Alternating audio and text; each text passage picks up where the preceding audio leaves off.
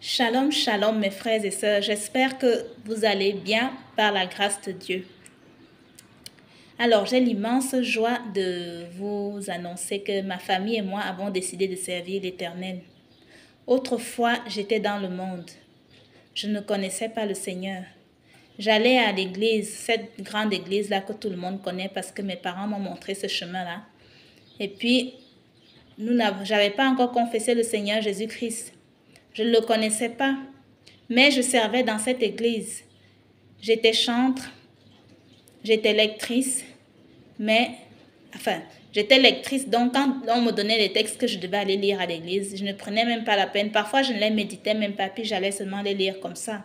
J'avais pas de Bible à l'époque.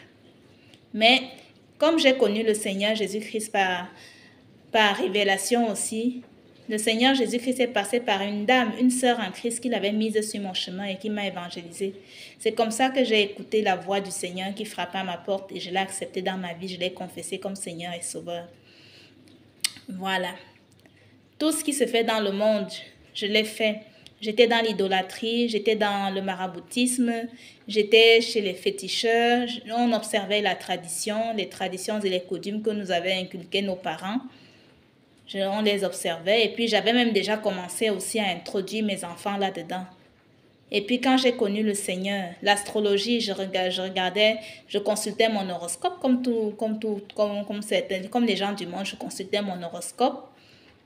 Voilà, j'étais tout le temps devant la télévision parce que n'oublions pas que Dieu, il est jaloux. Dieu, il veut être unique, il veut être le premier en toutes choses. Donc, si je passe déjà beaucoup plus de temps à faire quelque chose, par exemple à observer mon téléphone, ou alors à être au téléphone avec les gens, à converser avec eux, ou alors à regarder la télévision, ou alors à suivre le football, ou alors à suivre une star à la télévision, ou je sais pas quoi, ça c'est aussi de l'idolâtrie et Dieu n'aime pas ça parce qu'il veut être le premier en toutes choses dans notre vie. Alors, quand j'ai réalisé cela, quand j'ai donné ma vie au Seigneur Jésus-Christ et que j'ai réalisé que Dieu était contre tout cela parce qu'il est jaloux, j'ai tout de suite commencé à mettre de côté tout ce que l'Éternel n'aimait pas. Quand je lisais ma Bible et que je voyais que Dieu n'aime pas ci, allez, je mettais une croix dessus, et ainsi de suite. Mon dépouillement a même commencé tout de suite, déjà dans ma propre maison. Voilà, parce qu'il y avait beaucoup de dieux étrangers dans ma propre maison. C'était vraiment une maison remplie d'idoles, entre les crucifixes, l'encens, de l'eau bénite, et j'en parle pas d'autres choses, là, des images là, de ce Jésus-là que les gens ont l'habitude de mettre chez eux là, parce qu'ils pensent que Jésus est là-dedans, alors que personne n'a jamais vu le visage de Dieu. Voilà. Alors, je suis vraiment contente d'être sortie de tout cela et que le Seigneur m'a fait grâce qu'il m'ait visité pendant que les enfants sont encore tout jeunes. Et du coup, ma famille et moi avons décidé de servir l'Éternel. Et je sais que mon mari va aussi se convertir parce que j'ai la ferme assurance que le Seigneur Jésus-Christ, l'Éternel, quand on lui parle, quand on prie, il écoute toujours nos prières. Il nous écoute attentivement et puis il n'est pas un Dieu de division, mais il est un Dieu d'amour. Quand il visite quelqu'un, quand il rentre dans une maison, en fait, il veut sauver toute la famille. Il n'est pas venu pour perdre les âmes, mais pour les sauver. Il est venu pour tous les pécheurs. Parce que moi aussi, j'étais dans le monde. Nous tous, on était dans le monde. Mais une fois qu'on a confessé le Seigneur Jésus-Christ, voilà, on devient une nouvelle créature. Et puis, quand il vient dans la famille, comme je l'ai dit, il ne vient pas pour perdre, mais pour sauver. Je me souviens encore quand je lui ai donné ma vie, je lui ai dit la plus belle chose que tu puisses m'offrir. Je lui ai demandé, c'était vraiment que mon mari se convertisse. Et je vois qu'avec le temps, il est en train de changer. Il change parce que le Saint-Esprit est vraiment, il m'a toujours coaché, il ne m'a jamais laissé tomber, il est toujours là. Et voilà, tout ce qu'il me dit de faire, je fais. Voilà. Donc du coup, comme nous avons décidé de servir l'Éternel, nous avons débarrassé nos maisons de toutes ces amulettes-là, tous ces dieux étrangers, toutes ces idoles-là, ces statuettes et autres qui étaient dans notre maison. On s'est tout débarrassé de ça.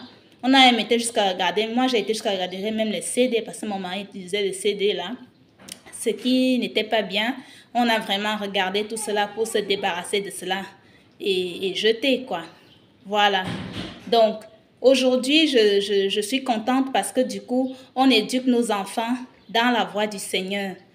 Proverbe 22, 6 nous dit que éduque l'enfant, instruit l'enfant selon le chemin qu'il doit suivre. Et même quand il sera grand, il ne s'en détournera pas. Si moi, mes parents m'avaient éduqué d'après la parole de Dieu, oui, ils nous ont enseigné l'éthique, c'est-à-dire la morale. On ne doit pas faire ci, on ne doit pas faire ça, mais on ne connaissait pas Dieu. Donc, s'ils avaient au moins la Bible et qu'ils nous instruisaient et nous éduquaient d'après la parole de Dieu, il y aurait beaucoup d'erreurs, il y aurait beaucoup de choses que moi, comme ça, je n'aurais pas commises quand j'étais jeune ou bien quand je suis rentrée dans l'adolescence et même quand j'ai décidé de me marier. Voilà. Donc, je suis vraiment contente de conduire les enfants avec mon mari dans cette voie-là. Et je vois même que même lui, il change. Il a beaucoup changé depuis que j'ai donné ma vie à Christ. Au début, c'est lui qui me persécutait. Il me persécutait. Maintenant, tout a changé, quoi. Donc, je rends gloire au Seigneur. Je rends grâce au Seigneur Jésus-Christ par rapport à tout ce qu'il a fait pour moi. Et j'ai la ferme conviction que mon mari viendra au Seigneur. Voilà. Donc, Dieu, il est tellement jaloux. Il ne veut pas nous partager avec quelqu'un d'autre. Il est tellement jaloux. Hein? Il doit être unique. Chaque fois qu'on doit faire quelque chose, c'est d'abord lui qui doit prendre la première place. Dans tout ce qu'on fait, c'est d'abord lui et ensuite les autres. C'est pas pour rien que le Seigneur Jésus-Christ dit que celui qui veut être son disciple, qu'il renonce à tout et qu'il le suive. Ça dit qu'on doit toujours regarder au Seigneur Jésus-Christ par rapport à ce qui lui est agréable, ce qu'il aime et ce qu'il n'aime pas. Parce que si je dis que j'aime quelqu'un, je cherche toujours à savoir ce qu'il aime et ce qu'il n'aime pas pour lui être agréable, pour lui faire plaisir. Et j'applique cela dans ma vie tous les jours. Voilà, je vous aime beaucoup. Voilà ma famille. Nous avons décidé de servir l'Éternel et nous savons que tôt ou tard, si nous continuons dans cette voie-là avec l'aide de Dieu, nous aurons la vie éternelle. Parce que après la mort, c'est l'éternité. Et ça, c'est le plus grand cadeau. Ça, c'est notre héritage en Christ. À quoi ça me sert de gagner le monde entier? À quoi ça me sert même d'aller consulter ces autres dieux-là, qui ne sont d'autres que Satan sous plus multiples facettes, si je perds mon âme? Voilà. Je vous aime tous. Soyons tous bénis. Et puis, à la prochaine vidéo. Je vous aime. Shalom, shalom.